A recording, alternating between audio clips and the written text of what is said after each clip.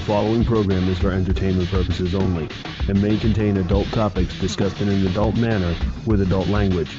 If you are under the age of 18, please make sure you have your parents' permission to tune in. The content of any and all PTR radio broadcasts are the property of PTR Radio and are not to be used for any purpose other than personal entertainment without the expressed written consent of PTR Radio. The content of any phone calls during a live broadcast become the property of PTR Radio and may be used for promotional purposes at the discretion of the staff. So please, sit back, relax, and enjoy the show. Bigger, stronger, faster. Reboot. New improved. Climate upgrade installed.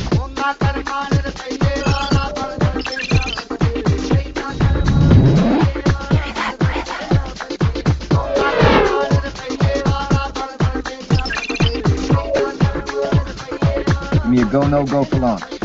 Ray, online. Richardson hot tub, check. Frosty beverages, ready. Lucrative fling, available. All systems functioning, green lights across the board. We have clearance, Clarence. Roger, roger. What's our vector, Victor?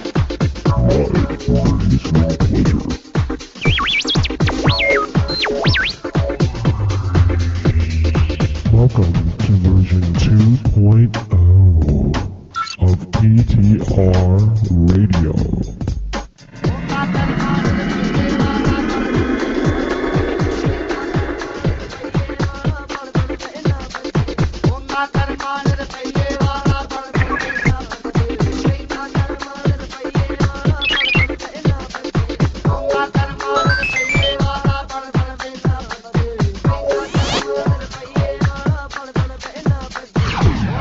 And now, live on the World Wide Web, this is PTR Radio.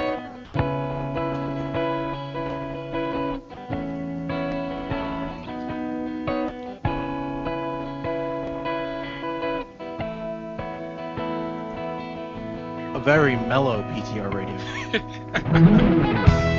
I already picked up. So, welcome to Cool Rock 101. That's right, nothing but the best John Tesh all night long. Yes, that's PTR NPR. Do you think Steve Winwood is too much for you? This is the radio station you want to tune into. None of that hard rock. Yes, of course. Just easy, smooth classics. Yes, we may break it up later with some rap. Yes, death metal rap. Death metal rap is coming in the 10 o'clock hour. Yes. So look forward to that. All right. Actually, this is our friend Alex Zaccagni, who graciously let us use his material. I thought maybe we'd give Rob a little bit of a break and we try something different. And I just randomly picked something. And I'm like, as soon as it started playing, I'm like, wow, this is mellow. We should be smoking a doob, drinking something, you know? Especially since it's just me and Colin this evening. Yes. That's right, folks. You have the dynamic duo is back with another power show. Do you think we'll get into heavy topics again like we did last time? I know. Let's go on abortion, huh? Let's talk about that. And date rape and child pornography. Yeah. Let's hit all the big ones. Let's cover every single one of these Supreme Court decisions from last week. Oh God! No, from today. What the hell? Well, just one today. Yeah. Just the Hobby Lobby thing. Just birth control. It was just birth control. We'll say it like just birth control. Oh, it's only birth control. Yeah. It's nothing. It's nothing important right now. Right. To us at least. Not important to us. Well, your birth control is fully controlled. Yeah, mine's done, taken care of. Which I wonder if they would cover that, because the thing with Hobby Lobby is they said we'll cover some birth control but not others. Uh-huh.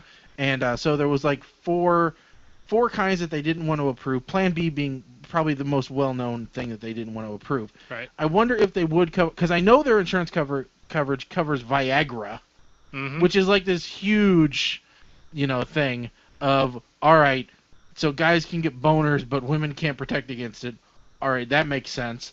But I wonder if their coverage does handle that, vasectomies and the like. Probably, because I think their big thing was not having actually read much about this. I'm just going to assume their thing is against anything that they're evangelical Christians. For those that don't know, they probably don't like anything that allows the egg to be fertilized, but then make sure nothing else happens with it. Yeah, once it's done, it's done. It's sacred. It's right. You can't touch it. You can't do anything. So we're not going to debate that point because that's way above our pay grade. Yes. But we have the wrong chromosomes. Yes, sorry. Yes, but I will say, as a dad of a teenage daughter, I've already talked to her about birth control and said, hey, listen, if you want to go on it, I'm good with it. I don't care. Because I was a dad at 17, and I don't want to be a grandpa at 36. Again, okay, I actually have 2 grandchildren from my wife's family, so, that's a little bit easier to stomach. Yes. I don't want her to have to go through that, Right. She's just starting her college career, and I want her to get off right. By the way, if you want to give the show a call, our number is open, 877-787-8822. That number is live, and it is working tonight, just like it was last week. So, we've got those out there. In fact, we might even have a couple of voicemails we might need to listen to. Yeah, I see the flashing lights. Yeah, flashing lights is always a good thing. Although most of the time, flashing lights means it's a political voicemail left on our system. So it could be anything. It could be my crazy uncle who has found our number and leaves crazy voicemails that I'm not allowed to play on the show. Thanks, wife. She said, I can't do it even if I bleep stuff out. I'm like, come on, it'll be great. He is hilarious. He is insane, like clinically insane. All right? But it would be really good material, and it might get us featured on YouTube. I mean, those phone calls could go viral. But we're not going to play those. But we might dip into the voicemail here, not even knowing what it is. That's the great thing about the internet. It's voicemail roulette. Yes, it really is. But let's talk about first. We've got something here that just popped up in Yahoo today that kind of grabbed my attention. Nanny leaves young kids in hot car to go tanning. There's been lots of bad nannies lately. Well, it's not just bad nannies, but this one, okay, this is a 23-year-old nanny, which who calls a 23-year-old a nanny? No, they're a babysitter. They're not going to be a nanny. A nanny is Mrs. Doubtfire. That is a nanny. Yes. A nanny Mary is Poppins. Fran Drescher. All right, that's a nanny. All right, a 23-year-old, that's a babysitter. All right. Took a 3-year-old and a 1-month-old to a tanning salon, according to court documents, where the young children were left locked in a van. In a van until their screams led the cops to be called.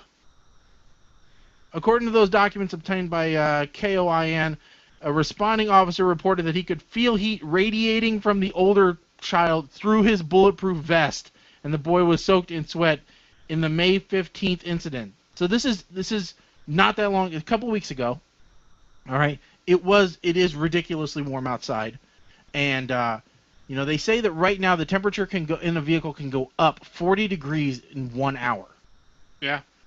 I believe that. Every time I get in my car at the end of the day, I'm like, you think this is the center of the sun. This is how hot this is. The Dodge Caravan's windows were all closed. Bummer for Dodge. And KFOR notes that temps can jump 40 degrees in as little as 1 hour on a hot day. The nanny, Kristen Marie Jones, bummer for her having her whole name put out here, first told officers that she left the children in the car with their mother and later admitted to making this up because she was scared. She's a 23-year-old who left a 3-year-old and a 1-month-old locked in a car. She pleaded not guilty, surprise, on Friday to all charges, which in addition to counts of first-degree child neglect include a count of driving while on a suspended license. Her trial set for August 18th. Jones' resume is already peppered with convictions, among them 2 separate DUI convictions from 2012 and 2009, and a conviction for second-degree theft. That's a great nanny. What vetting service said, okay, this lady, yes? Yes. So I guess the question is, did the police find any searches on her computer of them searching for how to do this. How do I kill children? Well, they found that on the other. Oh yeah. The father lately. Yo. And I guess now the mother too. I didn't get the update on that case. Now this was the dad that got alerted. I'm assuming this is the story you're talking about. The dad who found out on the news, or supposedly found out on the news, that his child who had been lost for like 12 days. No. This is different. Oh, different? Okay. This is a dead kid case. Dead kid case. Yeah. All right. The father comes back to the car at the end of the day. Uh-huh. And discovers his kid is dead in the back seat because he forgot to drop the kid off at daycare this morning. Oh, that is a Okay. real bad day. Yeah, but that's where they started. Okay. Then they found. That's a forgetful dad. That's no, I forgot the milk at the store. Then they found video proof that the father apparently had forgotten something in the car and had gone back to the car at lunch. Oh. Got something out of the car and went back in. Okay. All right. So then they found that on his computer, he had been looking up articles on kids dying, being left in car. In cars. And apparently now they found that the mother had also been doing the same searches. Parent of the year. So It was right in there with Casey Anthony. So that's gone from possible neglect to murder at this point. Yeah, I would say so. So that's the big one there. Yeah, this happens a lot at tanning salons. I have seen a couple stories about kids left in cars or bad things happening at tanning salons. Well, people who go to tanning salons Self-absorbed. are well, and they're self-destructive anyway. Sometimes they are, yes. I won't say that all tanning salons are bad.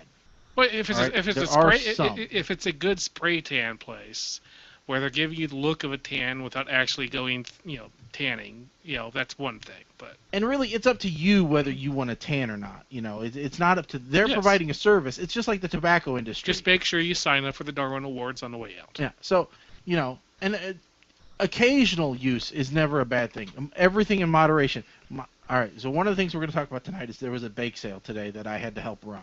Okay. So I haven't been working today. I've been working at a bake sale.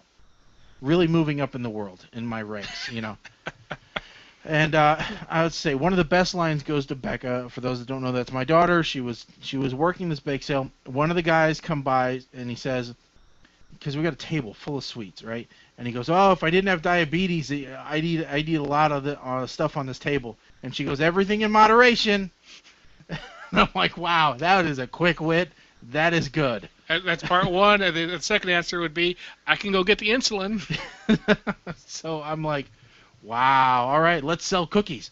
But we had 2 full tables full of stuff. My wife had baked for like 2 days for this thing, and it was all to help raise money for their camp that they're going, the church conference thing that they're going to. So, that was my little bit of redemption, God redemption today. I tried to do just a little bit every day to Yes. make up for the rest of the day, and especially for Monday nights. Now, did you hear the other nanny story, the one in California? No. Family hired a live-in nanny. Oh, I did read about Yes. this. Okay. So the nanny comes in, works for about a month, and then stops working. Yeah. And they fired her, but she refuses to leave. Yeah. And the judge sided with her, saying that they failed to follow the proper protocols when terminating an employee, and now she basically has taken up residence there and refuses to leave. Well, the problem is that even if they fired her correctly, it doesn't matter. She already has taken up residence. Yeah. So they have to evict her. Yeah. Um, Which can take a long time, as we've seen Yes. these squatter stories go on and on and on. yes. They take a very long time sometimes to work their way through. Now, the latest news is she says that she would be willing to leave by the 4th of July, when the family is scheduled to be gone. So what you can't leave a little early? How about we give you a couple? How about some? Here's we'll pay for your hotel room for a couple days. Just leave. Here's a family who's looking for a new nanny because the previous one locked him in a van. You can't be any worse than this lady. So what? You're going to take up residence in the house, and you're not really going to work. Yes. But you probably won't lock the kids in a van. and go tanning looking at this lady. I don't think she's a tanner. Or as my dad said, what nanny? There's no nannies around here. Yeah. I always get fascinated by these stories about these people that are squatting in homes. What really keeps you from just inviting a biker, gang over for a big party, and people happen to get scared? Things happen. Yeah. What's really stopping that from occurring? Yeah. It was late at night. I thought it was an intruder. Yeah. Oops. Yeah, sorry. I'm used to just me and the family being in here, and, she was skulking around. Yes. I have no idea how that huge hole opened up in the middle of the floor. Yeah, I mean, sorry, we were doing construction, and we really wanted this porthole in between the living room and the basement. Yes. And, I told all the kids stay away from it, and she wasn't at the meeting. There was a giant sign. Yeah. I even had it lit. Mm-hmm. How was that? She fell. Well, I had it lit in nice big green letters on a red background. How was I know she was colorblind? Yeah. Who knows? So, yeah, it's... I don't know. A lot of these stories, there's craziness out there on the web, really. Yes. Well, in life, mimicked on the web and told on the web. And it just proves how insane a world we possibly live in. And so you think it's possible we're not actually living in this world? Well, you never know. Quantum mechanics says, that there's an infinite number of universes and an infinite number of realities. So maybe we're actually virtual cats in a very large box. Could be. Yes. Maybe this is being John Malkovich. I don't know. Malkovich. Yes. Which I was, and the reason why I bring that up is because I was watching Inside the Actors Studio with John Cusack. And so I actually saw a couple of clips from that movie. I've never watched the movie before, but I never watched the movie either. Really like John Cusack. He's one of my favorites. Yes. The only thing I was pissed about was in that Inside the Actors Studio, they didn't talk about One Crazy Summer. One of his first in my mind, breakout roles, and they didn't talk about Better Off Dead. I'm like, how could you miss those two movies that really kind of made him? And he worked with Booger in them. I mean, that's that's something right there. Who cares that Clint Eastwood did the film score for one of your movies? You worked with Booger. That's what's important. Yes. Lipton, get on this. Do a redo. And they said in the beginning, he's been in Must Love Dogs. They didn't talk at all about Must Love Dogs. They talked about his latest film that they had just shown that I could care less about because it wasn't a romantic comedy. Yeah. I want to see him in romantic comedies. You're typecast. Tough. Get over it. All right? You are the cute, sappy, weird guy. That's the way it works. High Fidelity you talked about. I love that segment. Great segment. You talked about 1303. I could care less about that movie because it was a horror. And I don't watch those. Be nerdy and awkward. That's your role.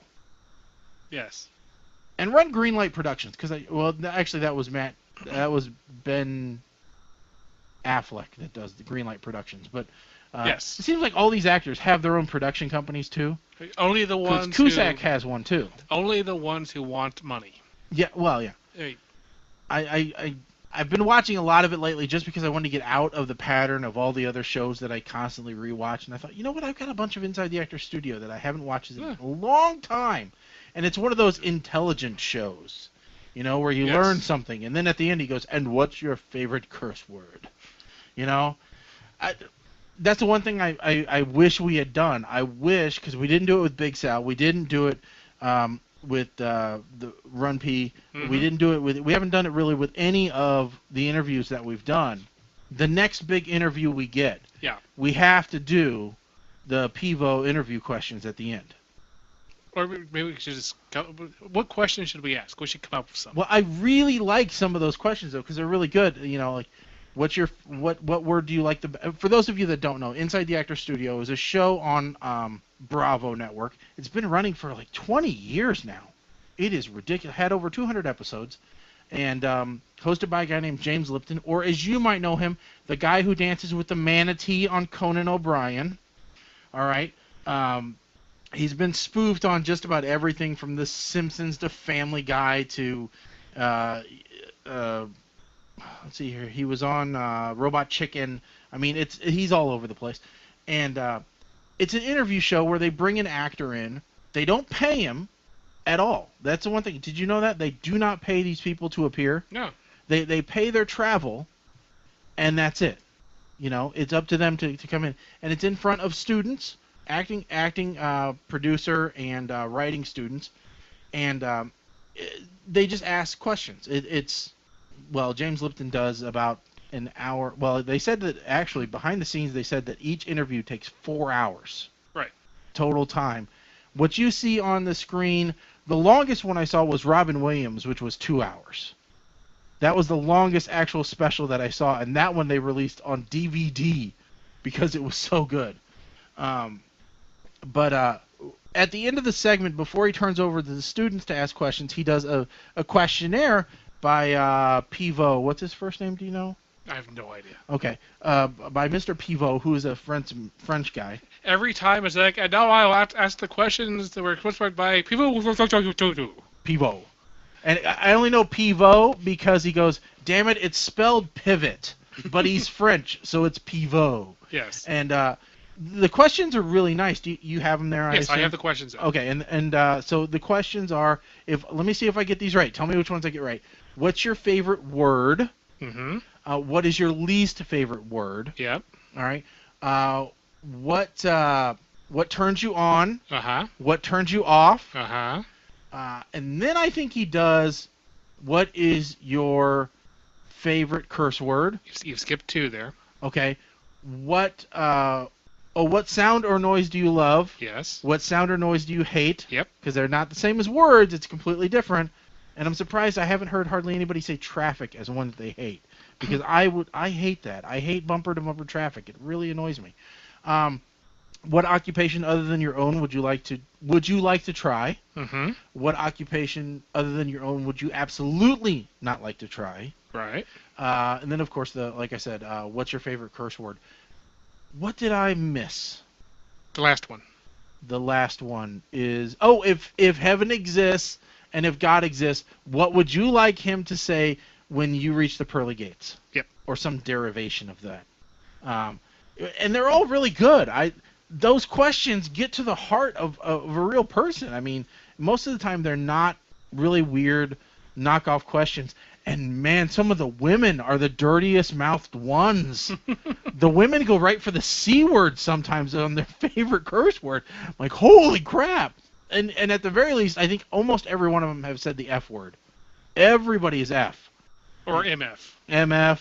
Or, yeah. It's crazy. But I like, I don't remember who one of them said horseshit was his favorite. And I'm like, all right. He said, not bullshit. That's different.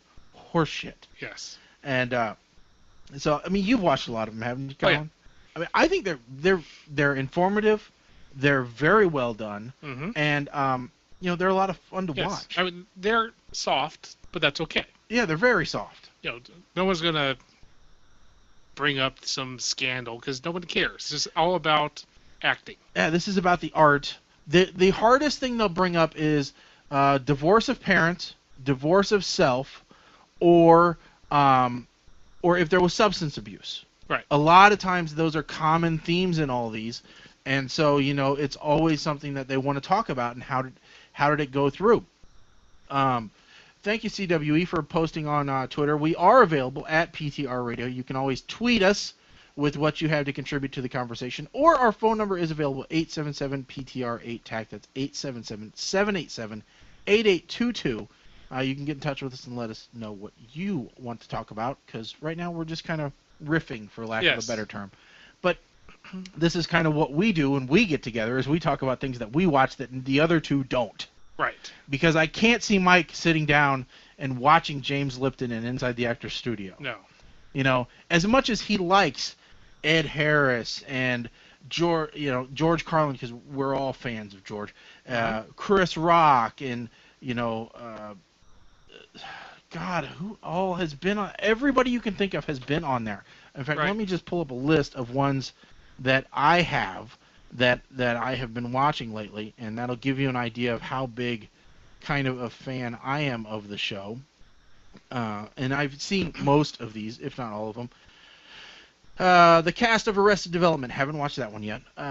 Jake Gyllenhaal, haven't watched that one yet. Bradley Cooper, good one. Tina Fey, great. Alan Alda, Helen Hunt, Billy Bob Thornton, Ben Affleck, Martin Sheen, Sarah Jessica Parker, Danny Glover, Pierce Brosnan, Drew Barrymore, Michael Caine, Ian McKellen, Richard Gere, Ron Howard, John Goodman, Dennis Quaid, Robert Redford, Mark Wahlberg, Clint Eastwood, Jamie Foxx, Gene Hackman, Cameron Diaz, Samuel L. Jackson, Will Smith, Martin Scorsese, Ben Stiller, Nicolas Cage, Tom Hanks, Andy Garcia, Michelle Pfeiffer, Julia Louis-Dreyfus, Al Pacino, John Travolta, Chris Rock, Sean Penn, Angelina Jolie, Tom Cruise, Eddie Murphy, Robin Williams. The list goes on and on and on. And one of the funniest ones I see down here, Family Guy cast. That was a hilarious one to watch. Yes. When they bring the entire cast of a show on, which like they brought Modern Family, and like I said, Arrested Development, and they brought the cast of The Simpsons on. Which wasn't the best. It wasn't the best, but you know. A lot of the cast of The Simpsons are like, what are we doing here? Yeah, we've been on the air for 20 years. We don't care. Yeah, we come in, we read lines now. It's what we do to collect a paycheck. Yeah, I mean, you have a couple. You know, Ben Azera. Azera and Castelletta. Yep. Hey, those two, just I love it because that's their big gig. That's all they do. But yeah, it's like, you know, especially the women, they're just like. You know what? And it's I really do one weird. voice. I do Bart Simpson. That's it. Yeah, and that's all. That is all she does. Now, the girl who does Lisa, which I can never remember her name, but you know, she was in a television show before The Simpsons. Well, I guess maybe it was during The Simpsons because it was the 80s, possibly before, called Herman's Head, which I've talked about several times. Love that show. Can't find it anywhere. No. But it was a great show, and they didn't really talk about that show on there. I'm like, come on, you got to talk about some of these little bitty gems in history. I know nobody else likes it, but God, love those films. Herman's Head was a good show. You know, it really was. It was, and you know, for those of you that are you know, don't remember what a Rubik's Cube is, Herman's Head was a show about a guy who had all these different people in his head, and they epitomized the different aspects of you. So you had the jock, the brain, the philosophizer, intellect, or you know, intellect was a brain, and God, there was like 5 of them I think in total. And every once in a while you would get special appearances by different people representing different parts. Like one time a guy representing the stomach would come up and say, you know what, I don't feel good today, and suddenly Herman would be vomiting in a toilet. There were 3 seasons. I did not know that. Oh, it did go on for a good while. Wow. But it was a good show. Yeardley Smith. Yeardley Smith? I think he's not Lisa. It's Bart. Oh, no. I thought. No. That no, is you're right. You're right. Lisa Simpson. You're right. That is Lisa. Um, I was. Anyway, yes, that is the only voice that she does. Because Bart is a fairly younger woman, you know, that pulled off that high pitch, and that's how it happened. So yeah, it was William Ragsdale as Herman, and then Frank Azaria, Jane Sibbett, Yeardley Smith, Molly Hagan, Hudson Campbell, Rick Lawless, Peter McKenzie, and Jason Bernard seemed to be the... Yeah. And those, you know, like I said, they were Genius, Wimp, Animal, Angel. Those are the ones Those are the ones. But what's interesting, though, is Pixar is about to have a new movie that's the same plot. Well, you know what? Because I'm in my retro 80s kick of movies and television shows and everything right now, like I just downloaded Bill and Ted's Excellent Adventure. Excellent. Because I'm like, I gotta watch that again. It's gonna be great because I saw one of the Inside the Actor Studio with Carlin, and I'm like, okay, I want to see him as Rufus again. I want to, because they featured it on Inside the Actor Studio. I'm like, I forgot completely that it was in there. But I've been looking at the 80s TV shows because, you know, I watched My Two Dads. I kind of started rewatching that, and I've always been a huge fan of Bosom Buddies. Tom Hanks, again, saw another one of that. Him and Peter Scolari were great in that show. And I was looking at these shows going, you know what? This is ahead of its time for today. Mm-hmm. You couldn't do these shows today and get away with them. Oh, no. For those that don't know, Bosom Buddies was the story of Tom Hanks and Peter Scolari, who starving ad guys who were living in Manhattan in an apartment that during the title sequence gets demolished. Yes, the wrecking ball comes through their apartment as they're in bed. Yeah. And so then they have to find a new place, and of course Manhattan's very difficult to find a place to live. And so the only place that they can find that they can afford is a Susan B. Anthony hotel or apartment building for women. Yes. Only. Yes. And so they have to dress up as Buffy and Hilda to get in and out of their apartment, and hilarity ensues. I mean, that is what that show is all about. It's two guys cross-dressing every day to get in and out of their apartment. And then if somebody comes to the door in their apartment, it's Mrs. Doubtfire. It's putting a cream pie on their face so that it looks like they were shaving, their face or whatever to hide it. And it was Mrs. Doubtfire before its time. It was great. But you couldn't do a show like that today, I don't think. Well, I think they would find it very difficult to do it as straight as they did back then. Oh yeah. Because it would turn so dark and cynical, and it would only be on HBO and be full of nudity. And Yeah. It just would not be correct. And then My Two Dads. All right, it's two single guys raising a daughter again, that was Manhattan. That seems like Manhattan is the mecca for this kind of stuff. With an NFL football player. Yeah, Dick Butkus playing the pizza parlor owner downstairs, and wasn't the judge from Night Court or on Night Court in there?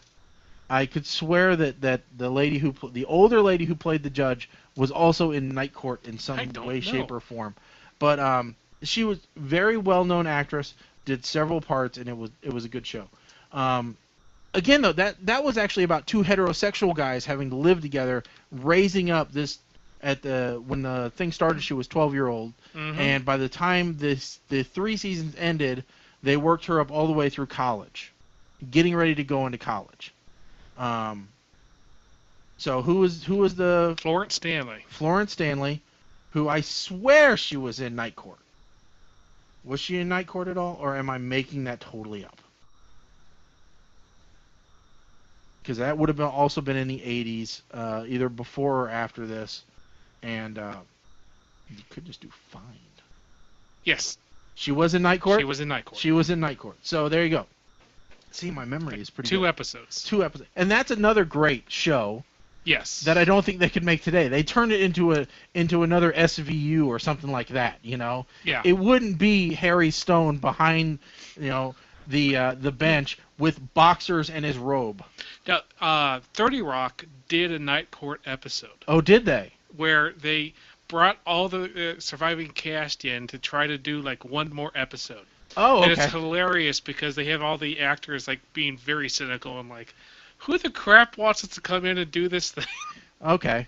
So if you, I might have to actually. I've never watched 30 Rock. I might have to watch that episode. That is a good show. Really? Yeah.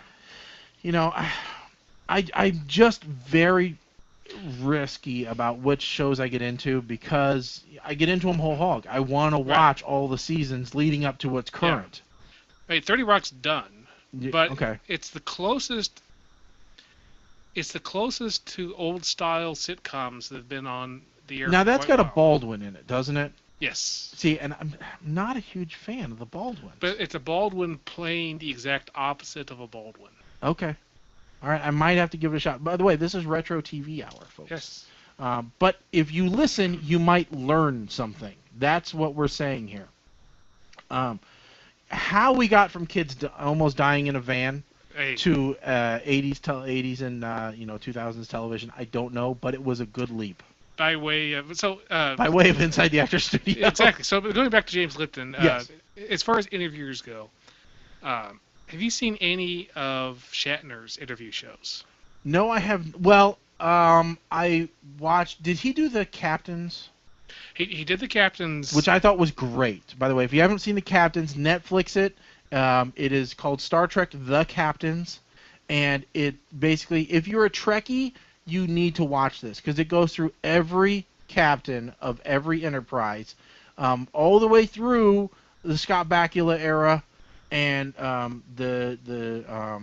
whoever played Janeway. Yes. It goes Mrs. Columbo. Yes, it goes through those eras, and it was really good. It really went into it. In fact, I think he even had Christopher Pine in it, didn't he? Because he talked briefly, yes. Because I think he talked Yes. about, is it intimidating taking over this long lineage? So if you're a Trekkie and you have a chance, watch that show. And, one of the things you can do to make it fun is see how many times Shatner looks like he's thinking this. I'm a much better captain than you ever Yes. will be.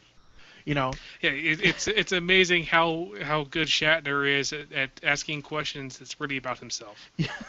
He does like to talk, doesn't he? Oh yeah, but he actually has had several interview shows. Okay. So one was called Shatner's Raw Nerve. That was a really interesting show. He had everybody from Carol Burnett to Weird Al Yankovic. Really? And he spent quite a lot of time with Weird Al talking about the death of Weird Al's parents. Okay, I don't know that I want to hear that of Weird Al, because then that'll be stuck in my mind when I'm listening to Christmas at Ground Zero, or Eat It, or one of those. But he has his an online interview show he's doing right now. Okay. It's called I think something like Brown Bag Wine Tasting. And so he had Alton Brown on it. That's how I found out. Oh, okay. And so he had Alton. He made For those that don't know, Alton Brown from Food Network. Cutthroat Kitchen Yes. and Good Eats and Iron Chef America, and God, he's been on so many things. Yes.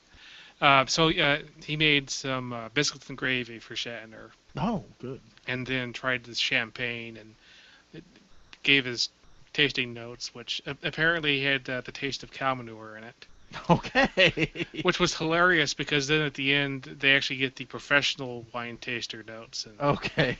one of the notes in it was cow manure. Really, that was one of the professional notes in it. Yes. Hopefully this is a very cheap bottle of champagne, not No, not at all. It's very expensive, and so It's a very expensive. So is that something that I should be looking for in expensive champagne? Is notes of cow manure? Possibly, according to William Shatner. According to Shatner, you should look for cow manure, Yes. but don't talk to George Takei. That's what William Shatner says. I don't think Shatner cares about George Takei. No, and honestly, I've heard George's comments about, as he calls him, Bill. Mhm. And George doesn't care about Bill. He says he's a rat bastard, and I don't care if I ever see him again. Yes. When George got married, he invited everybody from Star Trek except for Bill. Everybody else got an invite. Yes. Oh. Well, you look at Takei and it's like he didn't really have anything else. I mean, at least you look at Walter Koenig. Yeah. And at least he had Bester on Babylon 5 to prove Okay. that he had some range, but no. Takei had helping announce the Howard Stern show. That was his thing. Yeah. That's all he needed. And I guess now he's doing like reviews of random things on Amazon. Now he is the head gay. Yeah. He is the gay of state. In the U.S. at least. Yeah, exactly. But yeah, it's just crazy. I follow him on Facebook, and Mhm. some of the stuff he puts up is very good, and it makes you think. And he has this approach to it all about, hey, I'm not going to try and change your mind because it's not going to change, and you're not going to change mine. We just need to both live to learn in peace and harmony. Right. And so that's what I find encouraging. That's what I really like.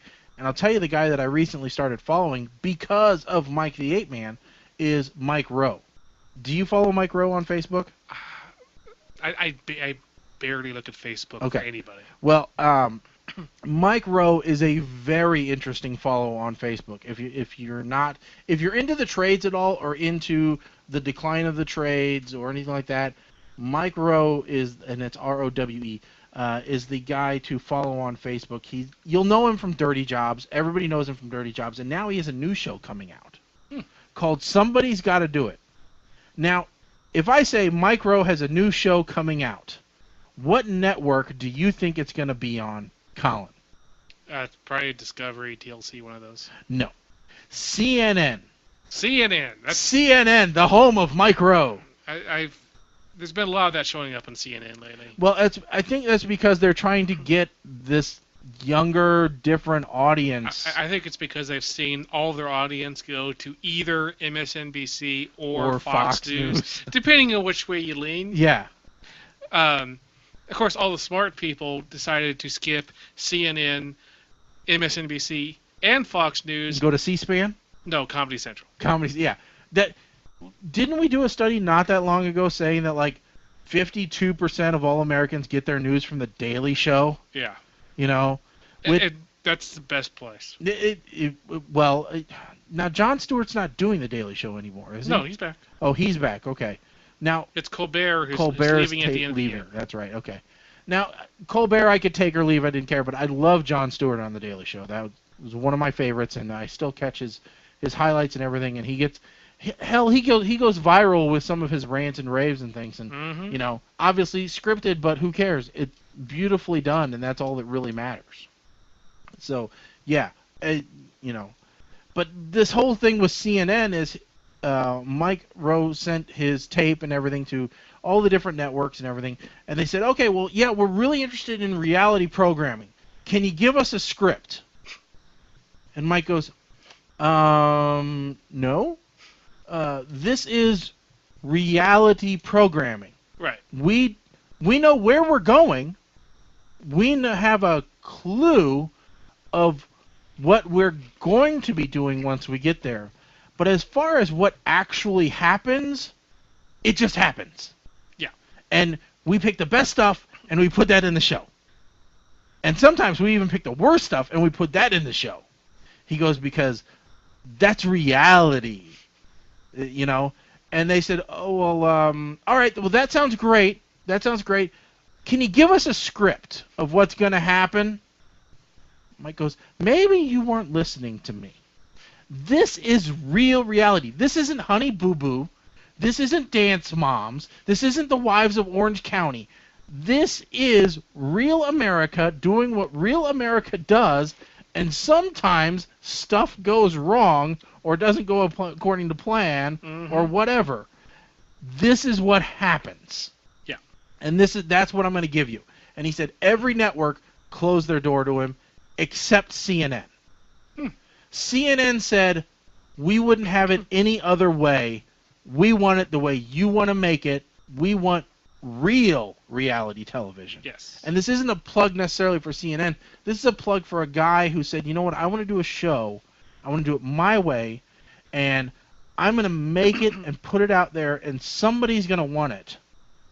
In fact, because originally the way the whole thing started was Mike said that he was touched by all the outpouring when Dirty Jobs was over.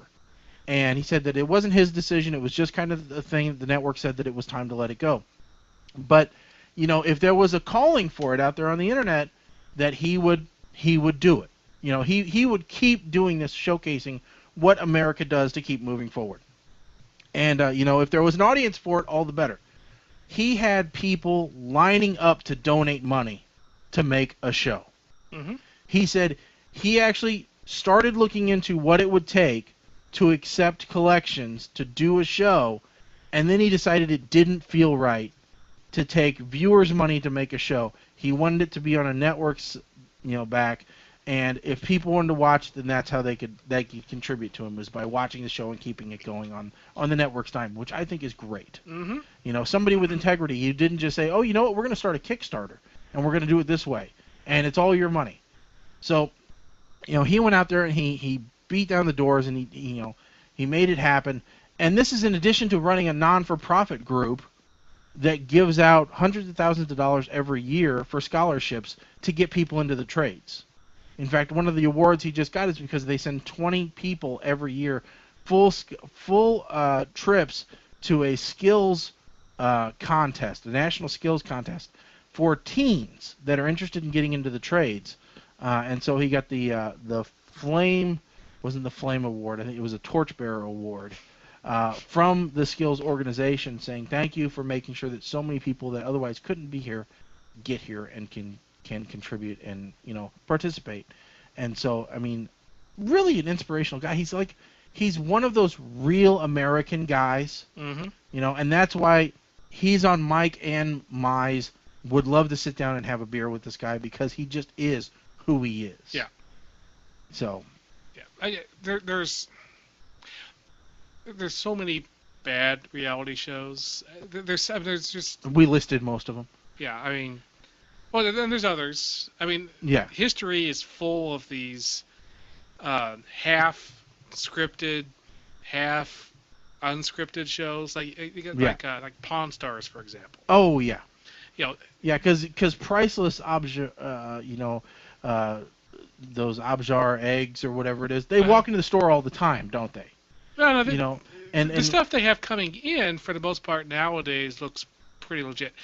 In the first first couple seasons, they definitely had a lot of plants. Oh yeah. But now it's like, but all the little pieces coming in out of commercial, they're they have the little skits. Yeah. Chumley's stupid. Chumley's poor. Even though Chumley actually is the one responsible for the show and owns half of the gift shop.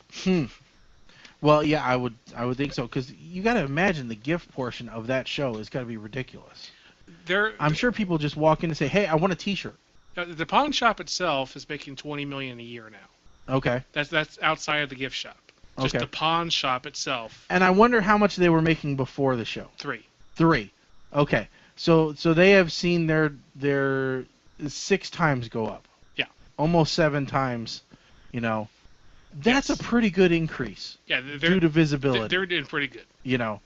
So it's just like all these other shows. Every show is like this. Every show eventually sells out except for a very small amount. Yeah. That don't sell out. And those are the ones that don't get kept on the air that really should. Right. But there's some like Les Stroud with Survivor Man. Oh, God. One of my favorite shows ever. Yeah. And did you know he came back and he actually did, I think it's season 5? Yeah, there was a new season last year. Yeah. But the reason he stopped wasn't because, the network lost. It's just he physically was like, I can't do this. Yeah, so he was doing like 6 episodes a season, and he pared that down for this, like the season 5, he went down to 4 shows, or maybe it was even 3 shows, but each show was 2 hours. Right. So he still got 6 shows out of it, but they were like broken up into half. Yeah. And so you got 3 locations. And one of the ones I liked the best was his first one where he went out with his son. Did you see that one? I don't remember one with his son. It was a deserted island with his son. It was really good, and that was called Survivor Man and Son. They kind of tweaked the title a little bit for that. I'll have to look for that one. Yeah, it was really really good. And then he did another special as well in addition to the Survivor Man stuff, because I kind of keep an eye out for him and see what he's doing. He did one about going green and living off the grid. And it was called Les Stroud Off the Grid. Right. And it was about everything that it took to actually leave the city, leave the power plant, leave, all the modern conveniences, and build essentially an almost zero impact house. Oh, okay. And then live in it. Make it livable. It's not a model. It's not a mock-up. He actually lives there with his family, and they wanted to make sure that they had modern conveniences. So they have a complete kitchen with the refrigerator. They've got air conditioning. They've got lighting. They've got, a furnace. They've got, electrical outlets for computers. They've got everything that they need, to live comfortably. Uh-huh. But how difficult it was. Because that's one of the things. There was an article I read this week, actually. Sorry, this is not necessarily a funny episode, but a very informative one for those of you staying along. Well, this is what happens when there's only 2 of us. Yeah, it really is. We have a conversation between ourselves, and you're along for the ride. Welcome to the bus of tangents. I was reading, I don't know if you saw this, but there's 60 years left of oil. Somebody, I don't know how reputable the study was. Yeah. But they said at our current rate of, not just rate of consumption, but rate of growth of consumption, because a lot of studies don't take that into account, how much we're increasing our usage. They estimated that with the deposits that we have that are known today, All right, not counting new deposits Right. that we might find. We have 60 years left of oil. Mm-hmm. Now, we know electric cars work. Yes. All right. Do they work huge distances? Absolutely not.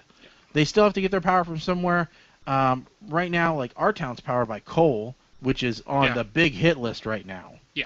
Everybody wants to shut down every coal power plant that there is, even though ours is the cleanest in the country. Yes. We also have natural gas. We also have natural gas. Yeah. So we have both now. Yeah. So, but the only other option really right now for that same amount of power is at least that you can put up anywhere that you need it, because you can't just plug into geothermal. You can't just plug into hydro. Mm-hmm. You've got to have something else. So nuclear is really the only other option out there for really large amounts of power. Now I did see, however, solar might be the other option. And I did see that, maybe you saw this headline, that Russia they took into account their largest solar array. Uh-huh. And the couple other smaller ones that they have throughout the country, and they were able to generate the requirement for the entire country for half a day. It was 21 gigawatts of power. Mm-hmm. And that was impressive. Nobody had ever beaten that level before. And so they said that they could actually run the entire country half a day on just that solar input and make it happen. Now they're like, obviously we have troubles with storage and, reliability and everything else, but we're showing that it's possible. Yeah. Do you think we're going to get to that point? Do you think solar is going to get there? The idea is, if you go to, like, in the United States, Mm-hmm.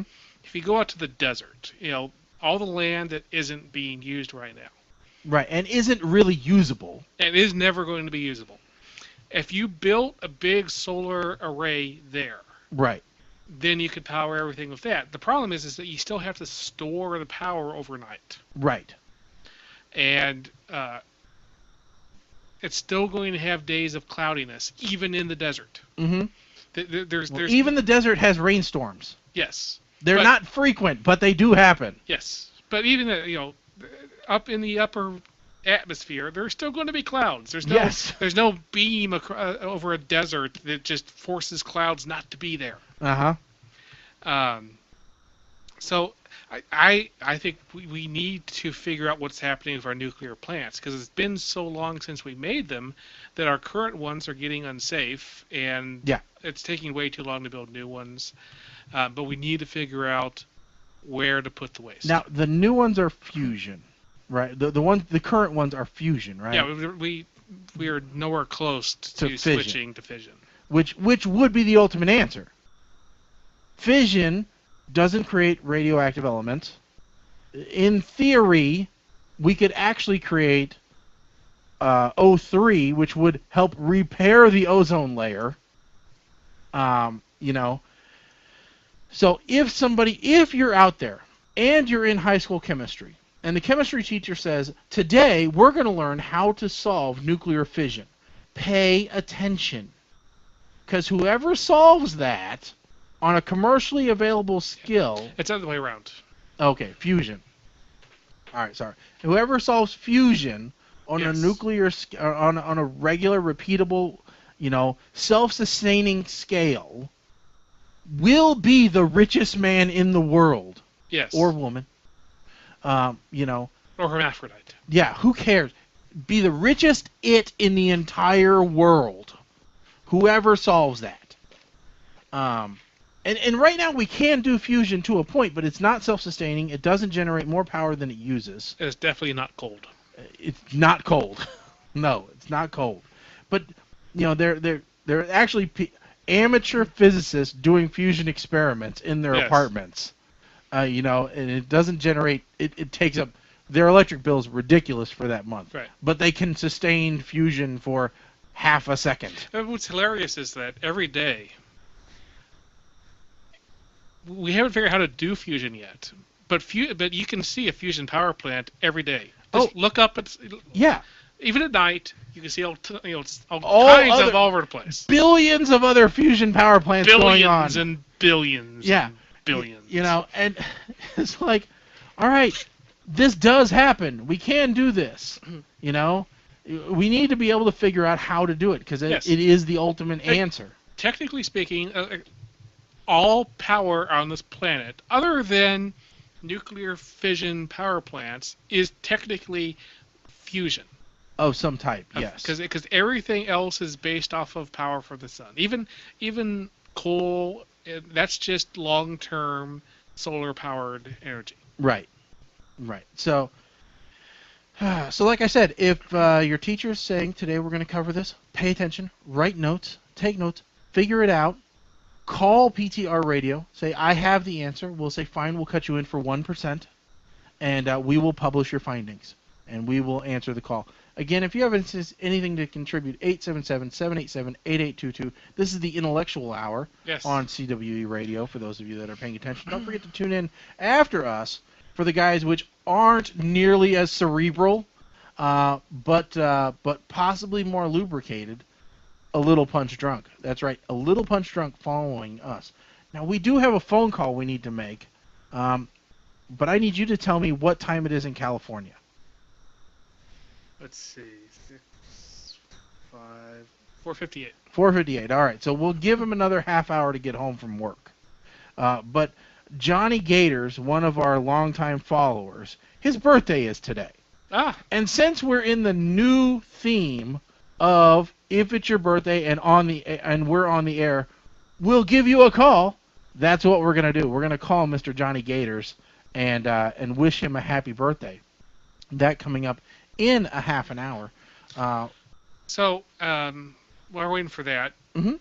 another show. I don't know if you've seen. Have you seen a show called The Supersizers? Supersizers. No, I have not seen that show. I did say Supersize Me, but I haven't seen the Supersizers. It's called The Supersizers Go or The Supersizers Eat, and then ... Okay. It's a British show. All right. But Of course, the best shows are always British. But you can get it on Hulu. All right. And what it is you have two people. You got Sue Perkins and Giles Corrin. Okay. And what they do is Sue and Giles. They live together for a week, eating the food of a particular era. Ooh. So, like, for one of them, it's like the Supersizers Go 80s. And they eat... Sweet Pop Rocks and Jolt Cola. And they eat food that, everything would be around. And so at the beginning of Tons the week... of microwave stuff. And so at the beginning of the week, they go and they get a medical done on themselves. Okay. So they can see, this is where they are at the beginning. This is what they weigh. This is what their cholesterol is. Okay. And they eat food that people would have eaten for that era. All right. And at the end of the week, then they get rechecked. All right. So it's weird that it's only a week. You wouldn't think that most of the time in these, I wouldn't think that the changes would be that drastic that you'd be able to detect in a week. Yeah, some of these definitely. Okay. Yeah. So they did. They started with Edwardian period. Okay. And for those of us that don't know, what time period is that? I don't remember. Okay. It's the era of King Edward, but so Okay. it was 5 days a week, 5 meals a day, heavy in meat and pudding, and so every day each of them would eat like 5,000 calories. By the way, Edwardian period is covered in the early 1900s, usually 1901 to 1910. So they also did wartime, which was World War II, the Restoration, which was the 17th century, Victorian, which is before Edwardian, it's late 19th, 70s, Elizabethan, and Regency, which is 1789 to 1821. And then they did 80s, medieval. They had medieval 80s? No, they had medieval time. Okay. So they had things like Peacock. Oh, okay. French Revolution, the 20s, the 50s, and then ancient Rome. Oh, all right. Now, one of the things that's really funny about the show, though. Mm-hmm. So like I said, it's Sue Perkins and Giles Corrin. Right. Living together. Mm-hmm. It's basically as husband and wife. Okay. For a week. Both of them are gay. All right. So we got a lesbian and a gay guy? Yes. Okay. Living together as husband and wife. pretend because That's going to be weird. it isn't just eating the food. They actually Do they have to live the lifestyle? yes. Oh, great. So he gets to beat her a lot. So they wear the clothing of the era, and yeah, they like go through the entire week doing activities that people of that era would do. Oh, jousting. That would be fun. Yes, one of them is they did have to act as a knight. Oh, man. But yeah, I would think that there would be because women oppression, not a new thing. Been No. around for a long time. Yes. So I don't think the lesbian's going to handle that very well. Well, they didn't really do much interaction between the two of them. Oh, okay. But Okay. but it's just Yeah. really funny. See, now the British show I liked, which was wasn't necessarily along the same lines, but it was really good. It was called The Sex Inspectors. The Sex Inspectors. Yes, it was a very good English show. Probably one of the best. I only saw a couple of episodes of it, but the idea was that they would come in and look at a couple who was bored or their life had become mundane, their sex life had become mundane, the same, and they were starting to drift apart. Okay? And these guys would come in and put up cameras and film the couple for like a month before they ever met the couple and get all the kinkiness and everything that was going on in the bedroom and everything else, all the foreplay. They would, get the intimate details and play it for you kind of blacked out a little bit. I would hope so. Yeah. And but it is English television, so Yes. After the watershed, so it was a good this show. is an ongoing. Is it still going on? Because I can never find the damn thing. But it was a good show. Because then they said, okay, here's what we see that's wrong in your bedroom, and here's what we see that's right, and here's how we want to reinforce the right, and here's how we want to correct the wrong. And it was a good show about how to deal with your relationship, especially that part that really nobody ever talks about. And they had some really interesting stuff on there. So like they had one couple who would only do it doggy, okay, and they analyzed what that meant about the couple. It's that, okay, she's subservient, but she's never looking at you. You're looking down upon her constantly, and so you're domineering, but there's absolutely no love in it whatsoever. It's not you're doing that to spice things up. It's that is your routine every single time, and so there is never any eye contact. And so then they brought it around and said, okay, let's try some touching and some eye contact things like that, exercises and everything. And it really, at least in that episode, they said it really brought back the intimacy to their relationship.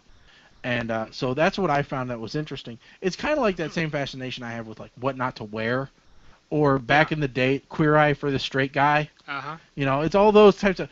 These are the weird reality shows that I like, because I'd rather watch that than Honey Boo Boo or my big See, my big Queer gypsy Eye, wedding or. Queer Eye for a Straight Guy was like a big thing. I remember that. It's It like, was huge. They were And now hosting it's- things, and- and they were. yeah, and now it's like Queer Eye for a Straight Guy is the show that Ted did before Chopped. Yeah, yeah, Yeah. That's what it is now. yeah. And every once in a while you'll see Carson doing something, usually with fashion television or something, something like that. But you never see the other guys ever. Right. You never see Jay, who is the disco and entertainment guy. Never see him. I assume he's in a club somewhere. Yeah. But for those of you that don't know, again, Netflix it, Queer Eye for the Straight Guy.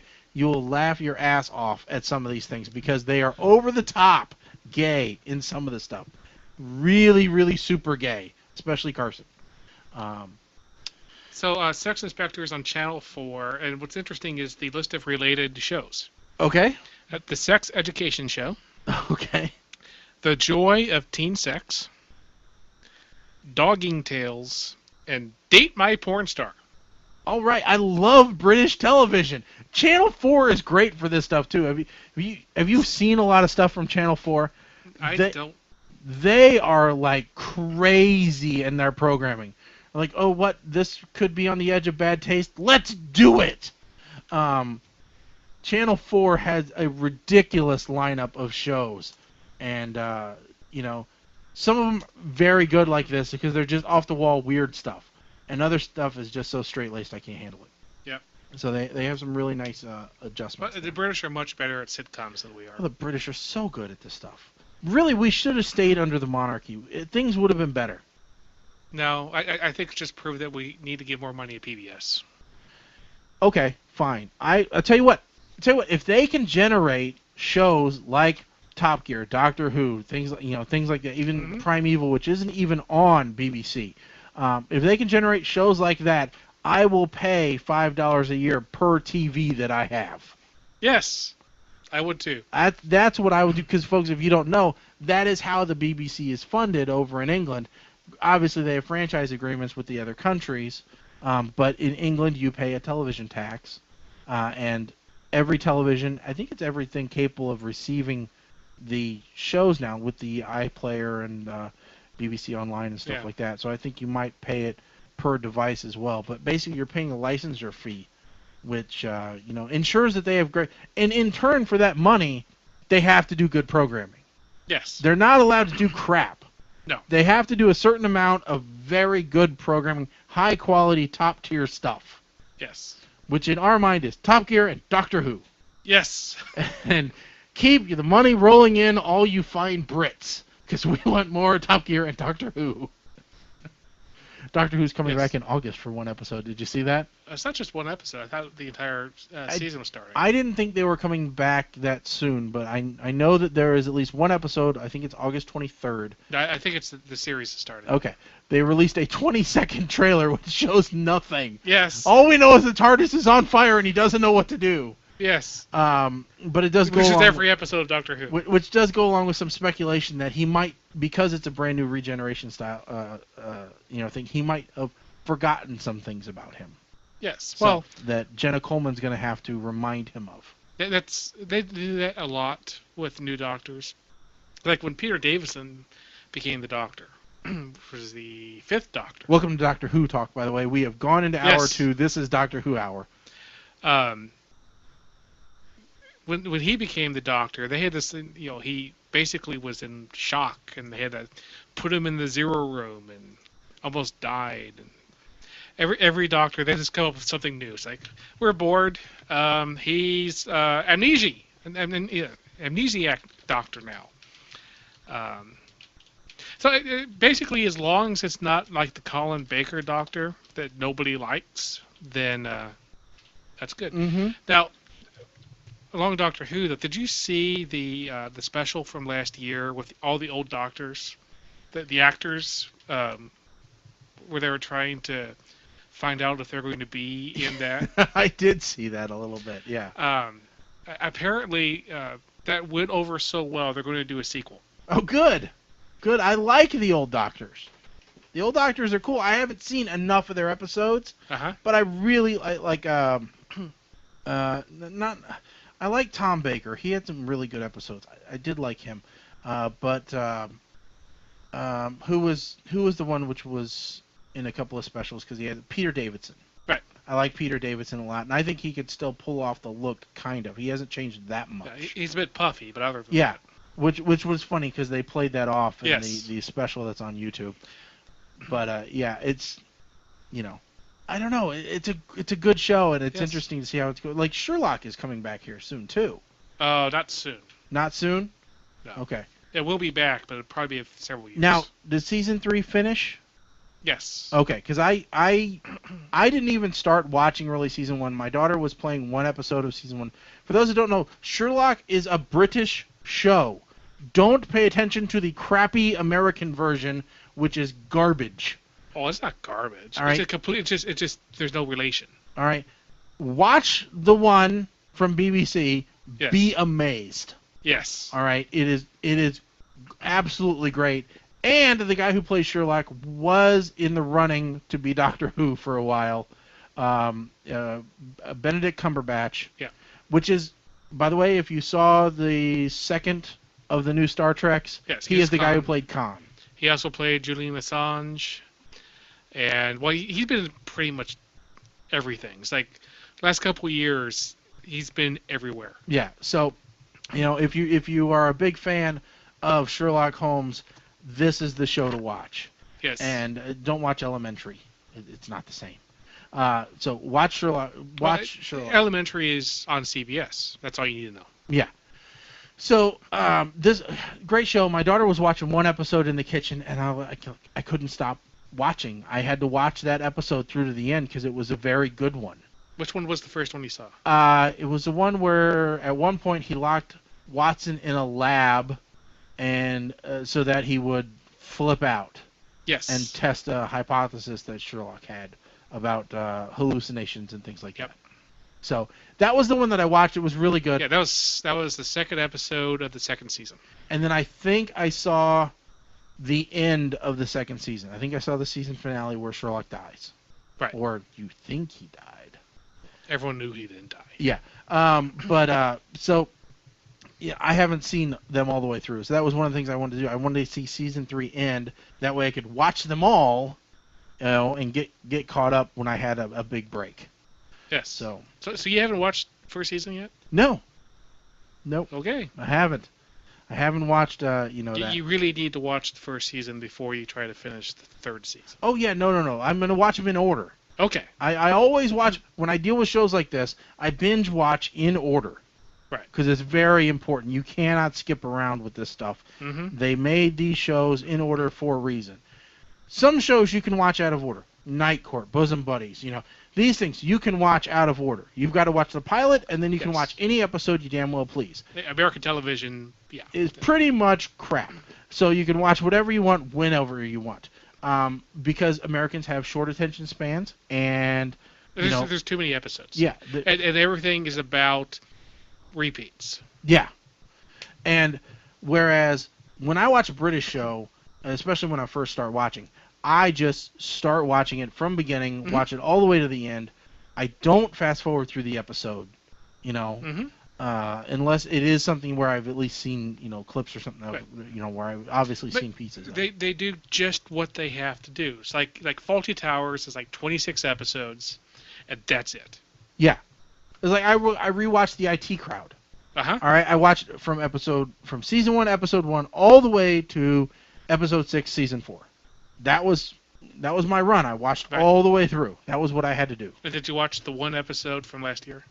I don't know that I necessarily have that one. So, no, I didn't watch that. They But I did watch the unaired American pilot of the IT Crowd. I have that one. Oh, I need to see that. Oh, it is such a ripoff. Oh, yeah. Somebody did a side-by-side video. Have you seen that one? It's okay for it to be a ripoff as long as it's funny. It is a dead ripoff, though. I mean, it is scene for scene, line for line ripoff. Like I said, that's okay. I mean, right now, and Moss is the same. Yes. Yeah. Richard Ayoade played in both, shows. There is a. Anyway, before I go to that, so yes, there was one last episode they did last year. It finishes the series. Oh, okay, good. I'll have to find that one then. It is absolutely hilarious. Good. I want that. So the other thing that's going on, the old Doctor. Matt Smith. No, the one before that. David Tennant. So David Tennant had a show called Broadchurch. Okay. In the UK, he plays a detective and someone dies. So Fox is doing that same series that's starting in the fall. Oh.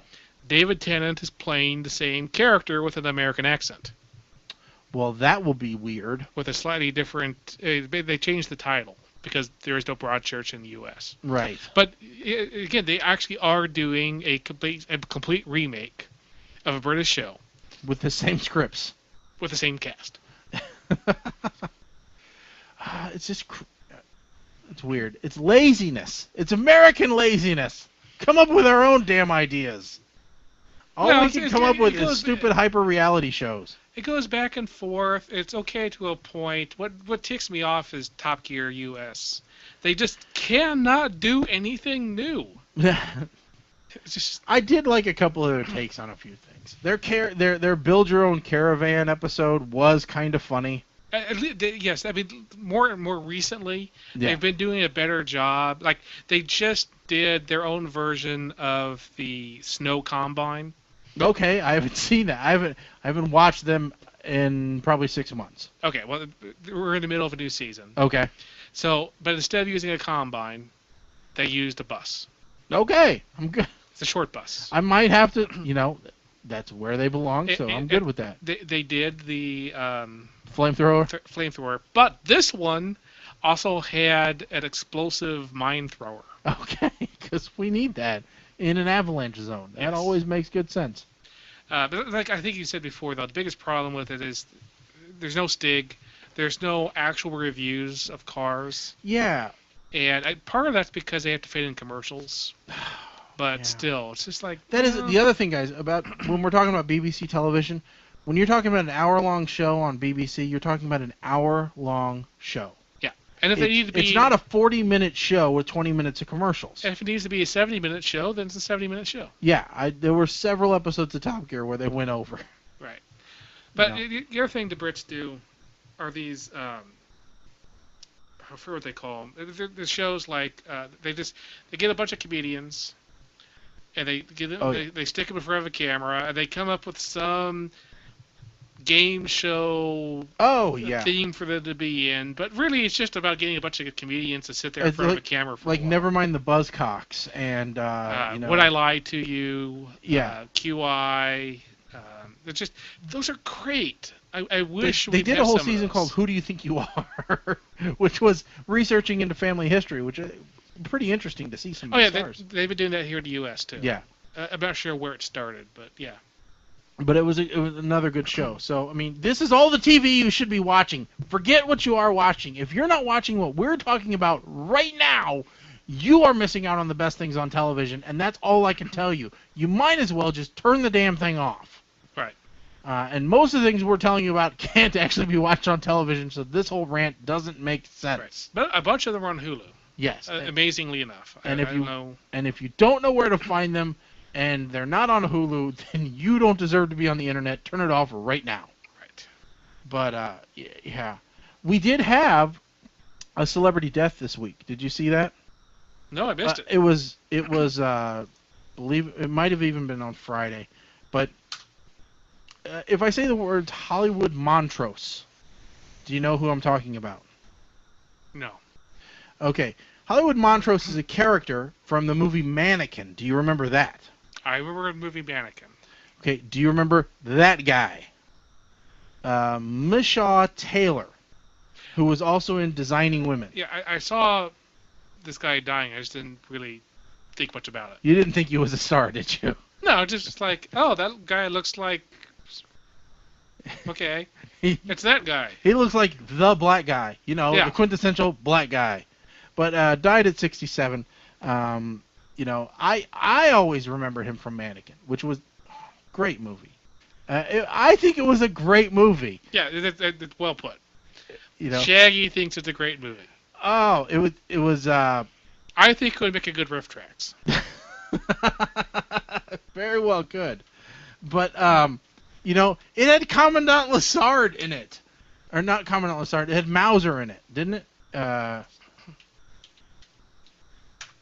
Kim Cattrall, Andrew McCarthy, Estelle Getty, James Spader, G.W. Bailey, Steve Vinovich, Mishaw Taylor, Christopher Marr. These are all pretty good names, Yeah. I think. But you know what the best thing was about Mannequin? What? That it was better than Mannequin 2. Oh, anything was better than Mannequin 2 on the move. Oh my God, that was a whole. Did you watch that show? No. Oh, I did, because I thought, it's a sequel to Mannequin. This is gonna be good. There are movies that should not have sequels. Mannequin was one of them. Yeah. Splash should not have had a sequel. No, shouldn't have had a sequel at all. But yeah, it was. I liked Mannequin. Not many people would, but I did. So. That's right. I keep forgetting James Spader was in that. James Spader of Stargate fame. Yes. Because he was Original Daniel Stargate. Jackson in the movie Stargate. Did you hear they're making more Stargate? No! What are they doing? Tell me now. Tell me now. I have to know. It's not Stargate SG-1. Okay. This is Dean Devlin is Okay, that doesn't say Richard Dean Anderson, so I'm not as interested. right. But No, go ahead. This is the original Stargate. Okay. They're looking at continuing the original Stargate movie. Okay. Nothing Isn't that to do- kind of what SG-1 did, though? No, because here's what happened. So Devlin and Emmerich made. Movie asking us why we're nerds. Hello, you're on with PTR. Hey, PTR. Rambo here, sitting outside smoking a cigar in front of Josh and JW. How you doing? Hey, pretty good. That sounds like a hell of an idea right now. A cigar. Hopefully, you have a glass of an adult beverage with you as well. I do know my speaker is terrible. They wouldn't be able to hear anything that I say. Remember, we couldn't record any video. JW's telling me to put you guys on speaker. It's not going to happen. I do have a whiskey and Coke. Just because I'm going to be drinking heavily on the show, and I don't feel like getting smashed now. Okay. Well, whiskey and Coke is always good, because later on you're just going to be doing straight whiskey if we know your show well enough. And all bets are off. Yeah, it's a good possibility. If we have another tech issue, I'm switching straight to whiskey again. Okay. If you guys haven't noticed, the first time in 2 weeks I'm drinking whiskey. Oh, I've just been at wine and beer for the last couple weeks. That's right. You've been a wino recently when I've seen you. You know. Yeah, because I drink 2 bottles before I get stupid, whereas with the whiskey I drink half a bottle and I'm already verging on dumb. I'm curious why they have not. Are they part of the 2014 drinking challenge yet? No, they're not. They don't want to be in the drinking challenge. They're afraid of me. Well, They're yes, we are extremely scared of Rambo and his alcoholism, which he has taken to a professional level. I'm sorry, what did you say? I have somebody else yelling in my other ear. Oh, we said we are extremely afraid of your alcoholism, which you have elevated to the level of professional. Yeah, they're afraid of the professional alcoholism that I currently corner the market on. So not a single one of their co-hosts wants to take on it. Not even just us. All of the other challengers from the other shows. Josh is calling you guys out, saying none of you are willing to even try and challenge the other people who are going to be in the drinking challenge. It's not just about the grand prize. You know what? How old is the average age of your show? Let's see. I'm the median at 30. Mm-hmm. So there's one younger, one older. Okay. The median age, the average age here, because we got 35, 35, and 36. All right. So, you know, it's 35 for lack of a better term. You've had more time to temper your livers and alcohol than we all have. Now, see, we did all that stuff when we were young and stupid, or at least 2 of us out of the 3 did. Colin's never been a drinker, but you know, we were. He definitely needs to sign up. JW is playing, and he's not a drinker. Jesus Christ! You listen to our shows. He takes a shot and almost vomits on my equipment. I do like not to anymore. hear that. It is entertaining when he almost vomits all over your stuff. And at the very beginning, he spit the shot back into the glass, and it landed in his own eye from the backsplash. It's a Vine and an Instagram from a little punch drunk. Trust me, it happened. But that's not why I called. All right, go ahead. I called with a conundrum, if you will. Okay. Have you ever heard of Murder, Fuck, Kill? Yes, we have. Or I so have. Murder. It's a Howard Stern. Howard Stern, I think, originated it, didn't he? No, it was before him. Okay. It's been a long-standing tradition of idiots, and we would like to continue that. Okay. All right, go ahead. Murder, Fuck, Kill. Mel Gibson, Chelsea Handler, and Bruce Willis. Oh, okay. Well, at least for me. I'm sorry. It is Marry, Fuck, Kill. Marry, fucking kill. Right. To it is. be wed to fucking to kill, not murder, fuck, kill. Yeah. That's what I think when I listen to this list. All right. So Mel Gibson is getting the axe. There's nothing. Mel Gibson's dead. Huh? I'm reiterating to the rest of my cast of what you guys picked. Okay, so Mel Gibson dies. Agreed. Mm-hmm. All right, and I'm going to bang Chelsea Handler. Yep. And then Bruce Willis I think would make for a fun husband. Yeah, I like if nothing else, we could talk about his ex-wife's ex-boyfriend, Ashton Kutcher, and have something in common. More importantly, I would like to have half of his money. Yes, because G.I. Joe 3 is coming out, and he'll probably make another appearance. Yes. So you both are in agreement, right? Yeah, pretty much. So they both said they would give Gibson the axe. Okay. They would fuck Chelsea Handler. See, we're in the same boat. And marry Bruce Willis. Yes, I agree. Oh, See, we're all agreed. I think it's a universal answer. Unless, what would you do, Rambo? Mine's different. Oh, I'm sorry. I'd kill Chelsea Handler. Okay. She just pissed me off. Fuck that cunt. She doesn't have to talk during it. You could put a bag over her head, and if she seems like the kind that might like a domineering, strong man, so you could always put the gag on her mouth. Well, but then it goes further. Okay. See, I would hate fuck Mel Gibson. I'm talking full-on anal ass rape.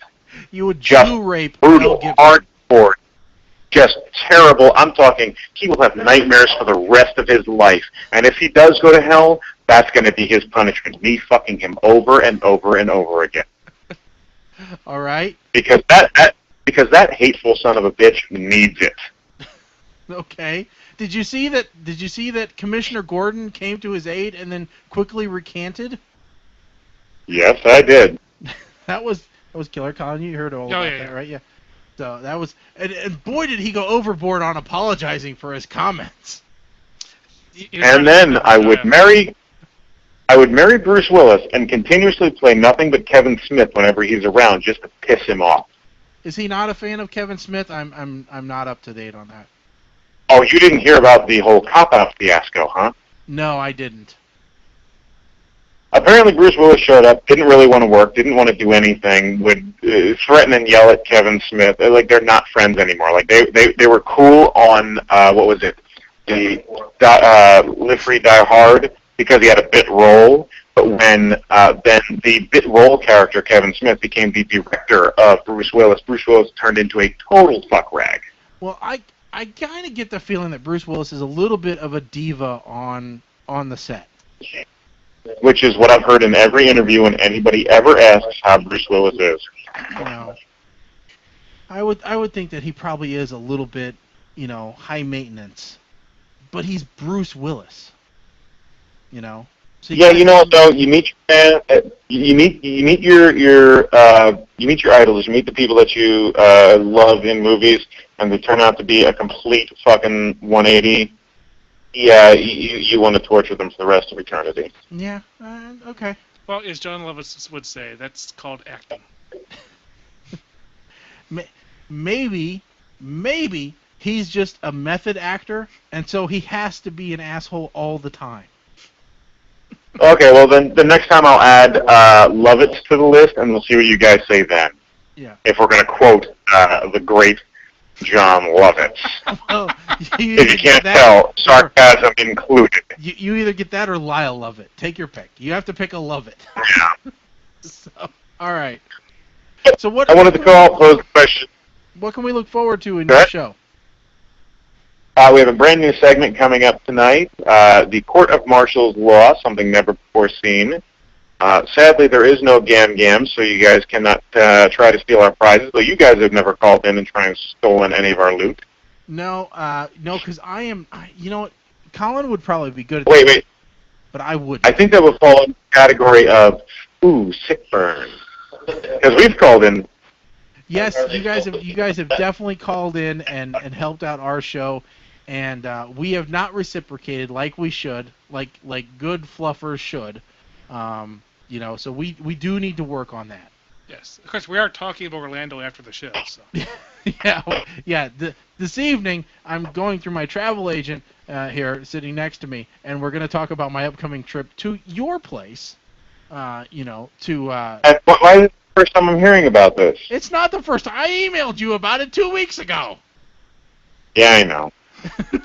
I was just I was looking at these two because I don't think they've ever responded to you. No, I don't think they have either. But you, being the pillar of the show, holding it up, single-handedly in most weeks, being the guy who runs the board, comes up with the content, organizes the chaos. You are on point. Better. Yeah, the guy who gets shit-faced drunk almost every episode. I'm the one in the organization. No, Josh, we were talking about the fact that, remember the email that came in about coming down to Orlando? I told you guys to read it, send them some feedback on what you think they can do. I misunderstood and thought they had children. I was hoping you guys would pick up the slack. Only took an hour. But yeah, we do need to get running because we got to get on and start putting our shit together. I got to pack the last of my cigar up and, well, not pack it up, but smoke it up. But we were listening beforehand as well, just to let you guys know. All right. Well, hopefully you weren't too bored with our conversation. No. We had some fun, and we're hoping to hear from you guys soon. You will. You know what? If not this week, because we do have something to do right after the show. If not this week, then I will definitely. Well, I've called into your show, but I haven't had the rest of the guys call in. But we will definitely be in touch very soon. And play along with your game.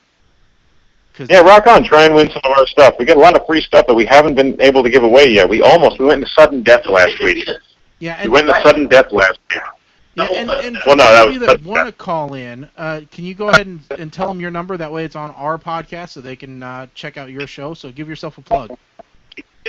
Yes, but I have to do one thing first. Gentlemen, come closer. So the number to call, if you would like to call into the show with either your topics, comments, concerns, hate mail, or what have you, is 484-994-ALPD. And if you're too damn stupid to know what those four letters mean, 484-994-2573. And if you're the kind of person who's going to park a dirty roach coach just outside my apartment next to Garbage Mountain, Bug Show ALPD, person who needs to invest in something better. And that's how you find us. All right. Great, guys. Everybody stay tuned for a little Punch Drunk right after us here on CW Radio. You guys have a good night, and we'll talk to you later, okay? Thank you, guys, and we'll see you all in a half hour. Bye. Those guys are really nice. They really do help us out, and it's nice to get in touch with them, and we really should do something for them and interact with their show, because they have called in a lot to ours. By the way, our median age is 36, not 35. Oh, okay, 36. So, well, yeah, because, God, my birthday's in a couple months. And then you'll be 37. Yes, it's ridiculous. All right, but right now we have to give a birthday call. Yes. We need to give the birthday call before we go off the air because we got 20 minutes left, so what the hell, we might as well do it now. So, let's see here.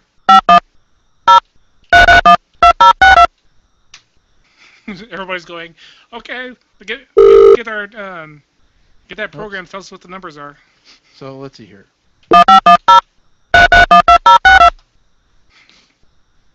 See if this works.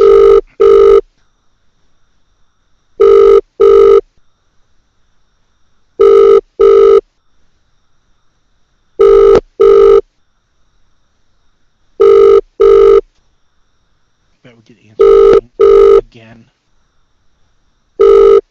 Always get answering machines. Evil things. Not even get an answering machine. Who isn't bright enough to even get an answering machine? So the word is Johnny Gators, get a damn answering machine. So, pretty ridiculous when we can't even call and wish somebody a happy birthday. But maybe we will check our voicemail. You think we should check our voicemail? Yeah, check. This is the phone time.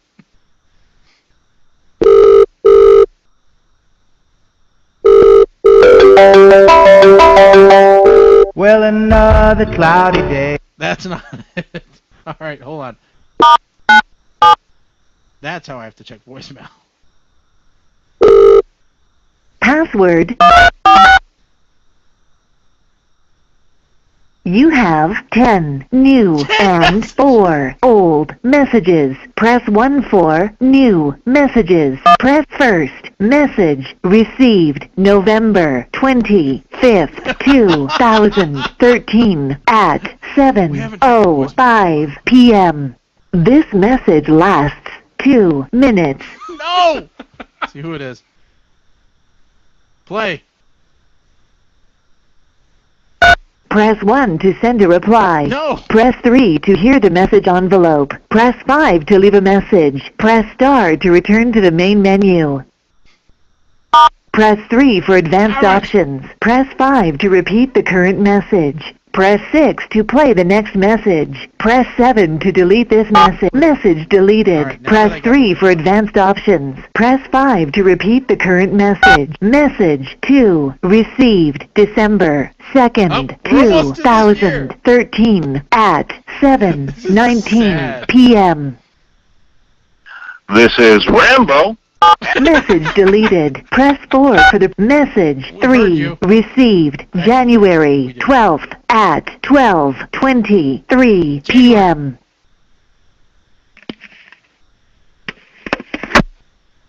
Message deleted. Press message 4 received January 16th at 9:25 a.m. Gentlemen, this is Spider Chicken. Oh. Current member. Message 5 received January 27th at 7. Message 6 received January 30th. Message 7 received February 10th at 5:47 p.m. Press 4 for the previous message. Message 8 received February 13th at 9:07 p.m. This message lasts 2 minutes.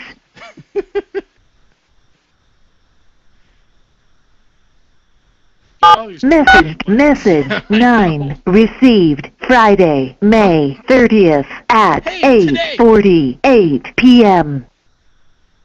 Hi, Dan. Just calling to check on becoming a member of the show there. Becoming a member of the group. I remember this one. I was going to call him. And I was going to say about this. Required to do that. You can give me a call back or email us at markris@q.com. It's Mark and Chris with a K. Yeah. Or call us back here. Message 9 received Friday, May 30th. Last message received Thursday, June 19th at 1:36 p.m. This message lasts 2 minutes. I bet it's blank. Could be worse. Blank. Message deleted. Press 4. Beep. Beep. Nothing's worse than when someone gets, a fax machine into your phone. It is bad. No, we had a guy, the one message that played there, the Q.com guy. He was calling to see what it would take to join our network. Ah. My question, what network? And then he called us by name that we weren't. Yeah. So I think what happened, if I want to play, what normally happens is this guy applied to either a real radio station or another online radio station. They got tired of him asking and applying. And so they found our number and said, okay, sure, here, call this number and give us your information. We'll get back to you. We like your show. Yes. So now he's our problem. Yeah. It's like Jack from, the YouTube live channel when we did that one show where Jack called up. That's what this guy's going to be. Yes. He's going to be a problem. Yeah. But, that's all that we can do. At least he's looking for Dan, not Shaggy. Yeah. I don't know why, but that's what he was doing. All right, let's give our birthday caller one more shot, and then I think maybe we might even head out of here a little early. Might even just head out a little bit early tonight.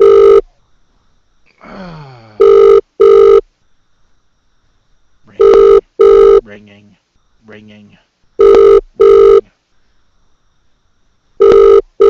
No answer. It's shut. 877-787-8822. Oh. That's what you get for being in California. is you get crappy timing when we're on the air. Yeah. But we do want to wish Mr. Johnny Gators, our longtime friend of the show, happy birthday. Even if we couldn't even leave you a goddamn voicemail because you're too lazy to set it up, or you can't even get a 1980s cassette-based tape recorder for your home answering machine.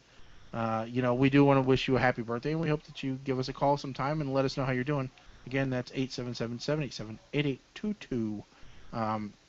As you heard, we go through our voicemails often, so you can call and leave a message for the show. Actually, I do go through the voicemails. I just don't clean them off. Yes. So, if you leave us a message for the show, we will listen to it. We will decide whether or not it's good enough to be on the air. You can call that number 24 hours a day, 7 days a week. Doesn't matter to me because I don't hear it ringing. So, unless it's during the show, and then we, of course, pick it up. Again, a little Punch Drunk Radio on right after us on CW Radio. So if you're listening to us online, cwradio.com, stay tuned for those guys. Very funny guys and great friends of the show, even if I never figure out their games. Their game, by the way, is listing off. You have to come up with the game. They'll play a clip from a video game, different systems, different eras, all that kind of stuff. You have to say what the name of the game is.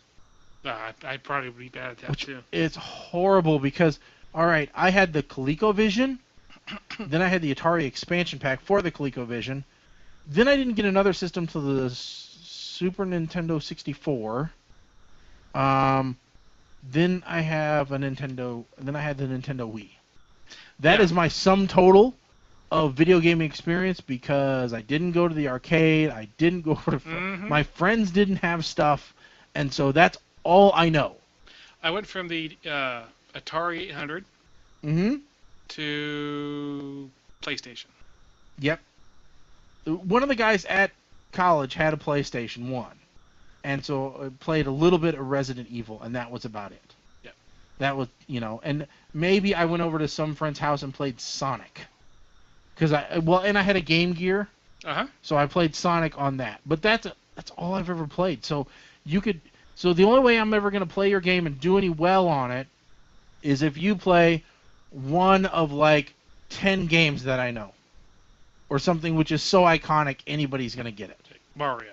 Yeah. Everybody knows the Mario. But thing. They want to know what version of Mario. Well, hell, I'm screwed because there's like 10 now. No.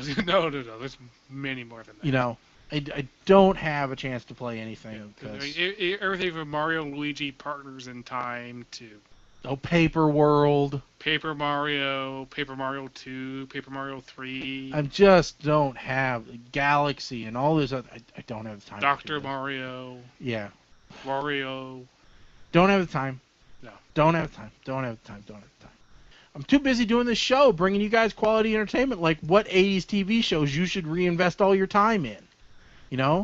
And if you want to find out what all we've been talking about, look at the internet. There's stuff there. Look at it with your face. Or you can go to ptrradio.com, open your eyeballs, and see what's on the page. There are tons of blog entries there from Mike the 8-Man. There is all kinds of articles that I'll put up throughout the week listing topics that we'll talk about. There's bios. There's your bio, Colin, is on our website. Your bio itself is on there.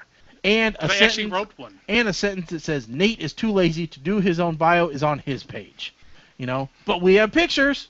We got pictures. They're on there. So if you want to see what all of us look like, feel free. What I used to look like. Yeah, what you used to. Boy, you have slimmed down a ton, by the way. Thank you. That is not. I'm not saying that gay. I just mean you are looking good. So we'll have to update some pictures here and get you, lean and mean. The sad part is every pound you lost, I gained. So I don't like this anymore. You should really plump back up so that I look better. Because my old adage was hang around with people fatter than you, and then you're the skinny one. It's not working out so well when you start losing weight. Yep. Now all I've got to do is depend on Nate. And, well, as we can see tonight, not very dependable. Actually, he's got some crazy family stuff going on that we're not even going to talk about because that'll get me into trouble. But So if you want to stay tuned, when in the hell is our next show? 2 weeks. 2 weeks from now. Okay, so this was actually a regular show. Regular show night. Okay, so barring me and Mike doing something next week, which might happen, might not, check the Facebook page and the Twitter page to know for sure. The next show which we will be doing will be the night of the 14th. Yes. That's what we are saying. Yes. Which is actually the Monday before I go to Disney. Right, so that's our Disney episode where we're going to be going through preconceptions of Disney. Right, which is hot. Hot. Yeah, that's not a preconception, that's just a fact yes. of Orlando in July. Yes. It's going to be Africa hot, folks. That's all I got to tell you. It's Africa hot there. Yeah, but it's not going to be Africa humid. That's the problem. Well, because it was like 103 today for a heat index. It was redonkulous. But you know what? We're going to end the show a little bit early, and if the guys from Little Punch Drunk want to get on, they're more than welcome. It's better than listening to whatever his name is from the Teddy Bear podcast for 5 minutes, or the Ghost, or whomever else. So again, if you'd like to check out the show anytime, our podcast is always available. It's ptrradio.com. Right there, subscribe to the podcast. By the way, rate us on iTunes and on Stitcher, because it really helps boost our ratings, and we could use it, honestly. We really want to get up there in the ratings and have those companies help us out. Check out our Facebook page. We're at 119 followers right now, which is pretty ridiculous because we've been there for almost a year now. We gave away our big box of randomness crap at 100 followers, and we are not that much closer to our 200 follower giveaway than we were when we gave that box away. So tell all your friends, tell all your family, tell all your step family, because we know that your parents are most likely divorced. Doctors, lawyers, no, don't tell lawyers. We don't need lawyers. No. But, sisters, boyfriends, cousins who heard at Wendy's that Ferris was deadly sick, tell them. That's what we want to find out. That's who we want following the show. All right, so until then, I'm Shaggy. I'm Colin. Nobody else is here, so stick a fork in us, folks. We are done. Catch you later.